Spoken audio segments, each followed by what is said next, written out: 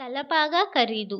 ఒకరోజు నస్రుద్దీన్ ఒక కొత్త తలపాగా తీసుకొచ్చి రాజు దగ్గరికి వచ్చాడు. రాజా, ఈ తలపాగా మీరు కొంటారని తీసుకొచ్చాను అన్నాడు. అలాగా, దీని ఖరీదెంత అన్నాడు రాజు. 1000 పదహార్లు రాజా అన్నాడు నస్రు. ఇంతలో రాజు పక్కనే ఉన్న మంత్రి ఒకరు, రాజా, ఈ నజరుద్దీన్ మిమ్మల్ని మోసం చేయాలని చూస్తున్నాడు. ఈ తలపాగా అంత ఖరీదు చేయదు అని చెవిలో చెప్పాడు. మంత్రి చెప్పింది నిజమే అనిపించింది రాజుకి. అయినా తలపాగా నచ్చడంతో నజరుద్దీన్, ఈ తలపాగాకి అంత విలువ లేనట్టుందే, ఎందుకంత ధర అని అడిగాడు. రాజా, దీన్ని చూడగానే ఇది అత్యంత గొప్పవాళ్ళ తలపైనే ఉండే తలపాగాగా అనిపించింది. అంత గొప్పవాళ్ళు ఎవరా అని ఆలోచిస్తే నాకు మీరు తప్ప మరెవరూ లేరనిపించింది. అందుకే బేరం కూడా చేయకుండా 1000 పదహార్లు పెట్టి కొన్నాను రాజా అన్నాడు నజ్రు.